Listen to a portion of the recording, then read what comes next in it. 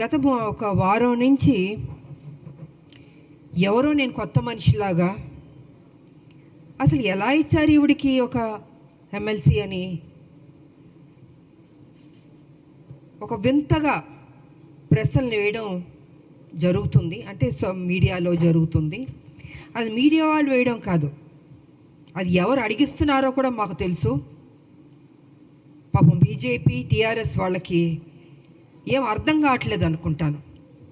ఒక మహిళగా మీ రెండు పార్టీలకు నేను సేవలు అందించాను.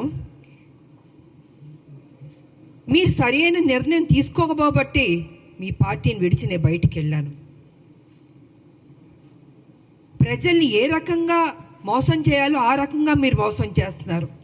సో ఈ రకంగా నేను బయటకు వచ్చి మనిషి నేను కష్టపడి ఒక మహిళగా కొట్లాడి నిజాయితీగా ఉంటే ఇవాళ ఒక ఎమ్మెల్సీ నాకు ఇచ్చినందుకు ఎందుకో మీకు అంత బాధ నాకు అర్థం కావట్లేదు. అంటే రేపు రాబోయే రోజుల్లో హౌస్లో మీ బండారాలని బయట పెడతానని భయం వేస్తుందా? హార్ట్ అటాక్లు వస్తున్నాయా మీకు అని నేను అడుగుతున్నాను. కేసీఆర్ గారు మీ పార్టీలో నా పార్టీని విలీనం చేయించుకున్నారు, తల్లి తెలంగాణ పార్టీని. మీరు నా ఎమ్మటి పడ్డారు కానీ నా పార్టీని విలీనం చేయమని నేను మీ పార్టీలోకి వస్తానని నేను అనలేదు. ఈ రకంగా మీరు నా విలీనం చేయించుకొని నా చేత పని చేయించి ఉద్యమాలు అన్నీ చేశాను, కష్టపడ్డాను. కానీ మీరేం చేశారండి? ఒక మహిళని ఏ కాంగ్రెస్ తెలంగాణ ఇస్తాం అని చెప్పడం జరిగిందో అదే రోజు రాత్రి ఏ మాత్రం గ్యాప్ ఇవ్వకుండా, సమయం ఇవ్వకుండా, ఆ ఆనందాన్ని నేను తీసుకోనివ్వకుండా 12ంటికి సస్పెండ్ చేశాడు కేసీఆర్. వాస్తవాలు మాట్లాడుకుందామండి. ఎందుకు వాస్తవాలు కప్పిపుడుచుకుంటారు? విజయశాంతికి సంబంధమే లేదా? తెలంగాణ విజయశాంతి పోరాడలేదా? ఫర్ కైండ్ ఇన్ఫర్మేషన్ 1998 నా రాజకీయ జీవితం మొదలైంది బీజేపీ నుంచి. ఇది అందరికీ తెలిసిన సత్యం. ఒక ఓటు 2 రాష్ట్రాలు అనబట్టే నేను వెళ్ళాను. కానీ వాళ్ళు నిలబెట్టుకోలేదు. అందుకే బయటకు వచ్చి తల్లి తెలంగాణ పార్టీ నడిపించాను. నేను ఒక మహిళగా ఆల్మోస్ట్ 4.5 to 5 years నేను ఉద్యమాలు చేశాను. అప్పుడు కేసీఆర్ గారు ఎక్కడున్నారంటే ఆయన టీడీపీలో ఉన్నారు.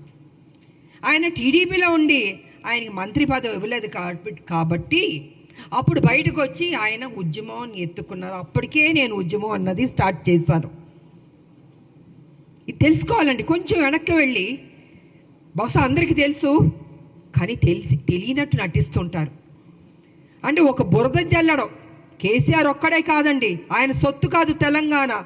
1200 మంది చనిపోయారు తెలంగాణలో. ఎంతోమంది త్యాగం చేశారు, ఎంతోమంది కొట్లాడారు.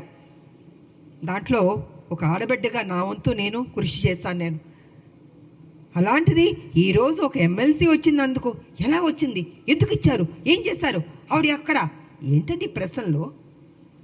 తెలంగాణ పార్లమెంట్లో 2 ఎంపీలు వెళ్ళారు కదా, 2 వెళ్ళినప్పుడు కొట్లాడుతున్నప్పుడు కేసీఆర్ ఎందుకు ఎగ్జిట్ అయిపోయాడండి?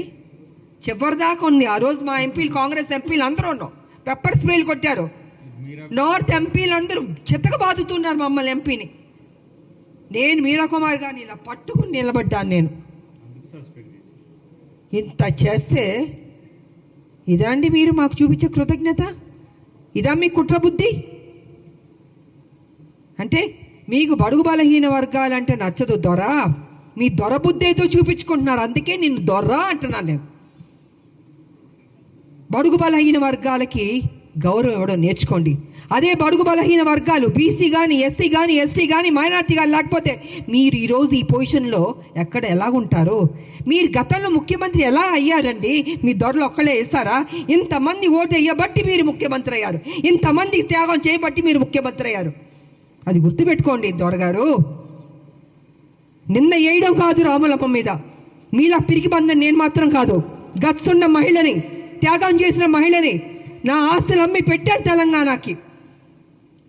ప్రతిరోజు మీరు నన్ను అవమానించారు, నాతో పని చేయించారు, నేను ఉద్యమాలు చేశాను. నా పార్టీ, నా తల్లి తెలంగాణ పార్టీ ఉంటే మీరు హింస పెట్టి ఆ రోజు జయశంకర్ గారిని నా దగ్గర పంపించి విలీనం చేయండి అని చెప్పింది మీరు కాదా?